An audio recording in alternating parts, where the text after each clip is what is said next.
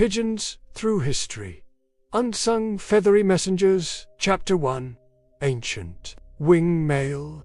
Rome's flying gossip. Let us begin with a time when scrolls were sacred, sandals were standard, and pigeons were the iPhones of the Mediterranean. Yes, dear listener, we are venturing into the world of ancient Rome, a world not unlike ours, except with more togas and significantly fewer hand sanitizers. In the midst of this toga-clad empire, one feathered beast reigned supreme in the realm of information: the humble pigeon. You may be shocked to learn that long before emails, tweets, or even smoke signals, humans were already outsourcing their communication to birds. Pigeons were trained meticulously to carry messages between military outposts, political hubs, and homes of scandalous senators. It was unusual for a Roman general to send a secret note to the Senate about an impending attack via pigeon rather than risk a sweaty foot courier. But the real fun begins with the types of messages they carried. We have historical evidence suggesting that not all pigeon missives were urgent war updates or political intrigues. Some were gossipy notes between elite. One unearthed example, loosely translated, says, "Marcus, did you see what Julia wore to the forum?" The audacity. The Roman elite loved spectacle, and this extended to their pigeons. Wealthy households competed over who had the best-trained, most beautifully adorned message pigeons. Some were painted with natural dyes, others were tiny, jewel-studded, because of course they did. And then there were the errors. Misdelivered pigeon messages were the ancient equivalent of texting the wrong person. Miscommunication led to everything from missed dinner parties to mild political destabilization. Historians whisper of a Roman campaign in Gaul that launched a week early due to a pigeon carrying a smudged message. That pigeon was not celebrated. To this day, some Latin scholars believe that entire minor wars may have started due to avian mail errors, and yet pigeons kept flying, and Romans kept trusting them, perhaps a metaphor for all human relationships. So next time you ignore a pigeon on the sidewalk, remember, it may be descended from a line of ancient gossip merchants, whispering scandalous tales across marble courtyards. Take a breath. Let the boredom gently cradle your thoughts. We now turn the page to another chapter in feathered heroism. Chapter 2. Wartime Wings.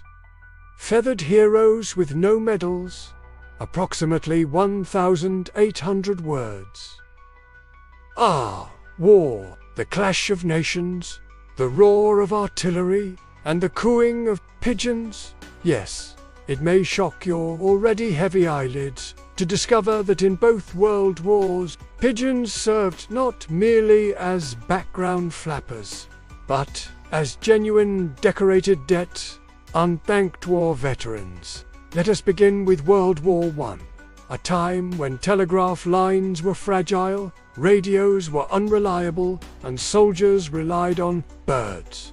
More than 100,000 pigeons were used by the Allied forces. They were light, fast, relatively accurate, and, unlike humans, didn't question orders. Each bird had one mission: deliver a tiny, handwritten message from the front lines to command headquarters. The star of this chapter is a pigeon named Cher Ami, which means dear friend in French. Cher Ami served with the U.S. Army Signal Corps during the First World War.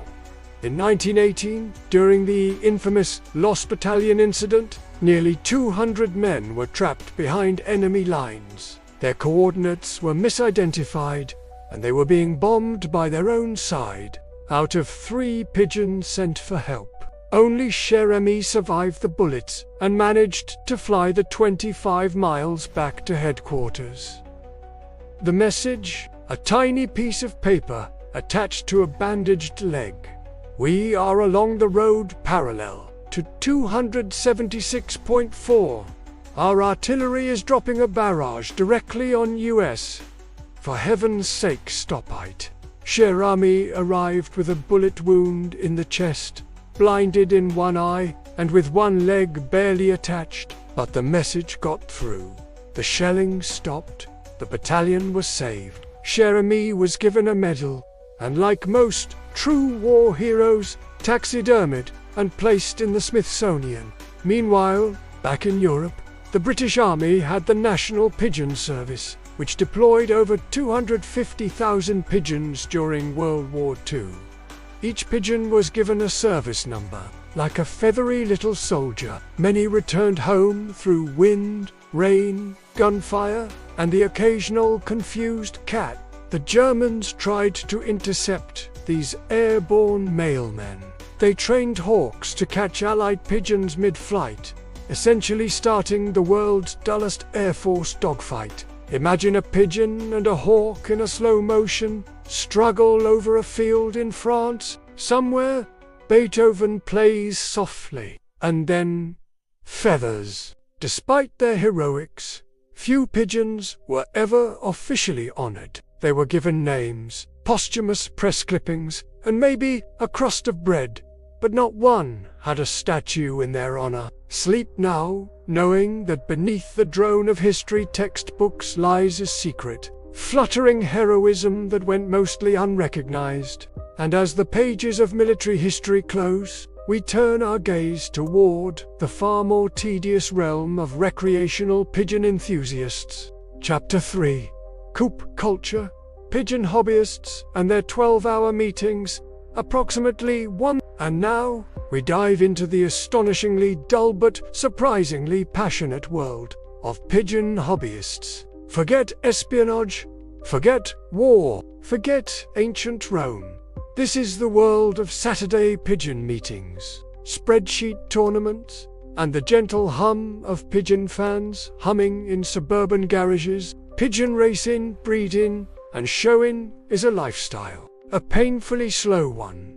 Picture a large, echoey community center, folding chairs, a table with stale cookies, around it, 12 elderly men in matching vests embroidered with pigeon silhouettes. They are the keepers of Coop culture. Each pigeon is carefully bred, often with lineage records that rival European nobility. One might say, this here is Bartholomew, son of Sir Feathercrest the 12th, who placed third in the 2011 Midwestern Sky Dash. These birds are housed in coops, built with obsessive attention to detail.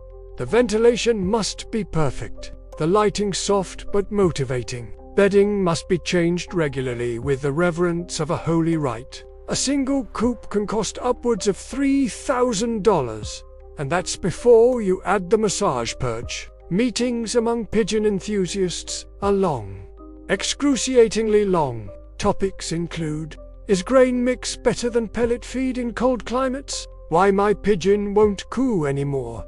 How to spot early signs of beak ennui? Debates grow heated. Friendships are strained. Someone once stormed out because someone else implied his bird's tail was unkempt. And don't get me started on pigeon racing. The rules are vast and unforgiving. A pigeon is taken hundreds of kilometers away, released, and must return home. The time is measured to the 100th of a second. The drama is non-existent. Spectators wait at home, sipping weak tea and staring at the sky. Sometimes, for hours, when the bird lands, there is celebration, often muted. Sometimes, just a nod. But to the hobbyist, this is the Olympics. Each bird is tagged, GPS tracked, weighed, and documented. Training involves a complicated regimen of exercise, diet, and motivational cooing. Some owners play music, others read to their pigeons. Let us pause now, dear listener. Feel the pace of life slow. Picture a man named Walter, standing alone at dawn, whistling to a pigeon that might arrive today, or maybe not. Chapter 4. Bird bath breakdowns and the politics of Perching. 1000. As we near the final perch of this odyssey, we must confront the more philosophical dimensions of pigeon life. Yes, we speak now of territory, of bathing, and of the brutal, quiet politics of the perch.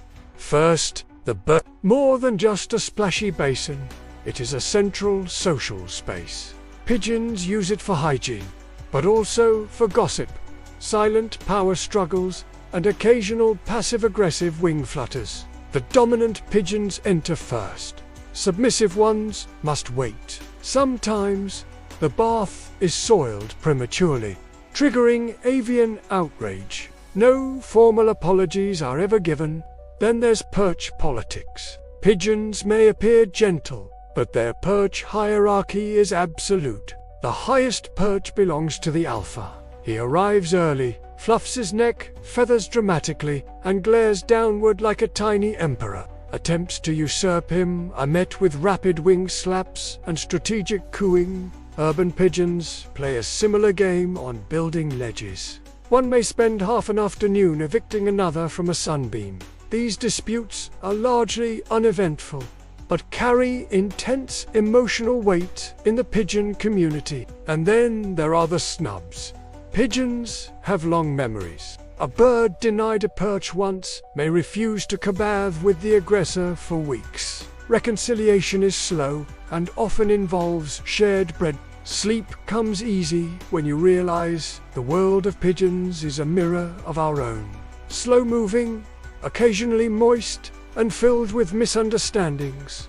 So rest now. You've flown through centuries of pigeon legacy, from the marble columns of Rome to the vinyl roofs of retirement suburbs. May your dreams be filled with softly flapping wings and the distant coo of feathered mediocrity.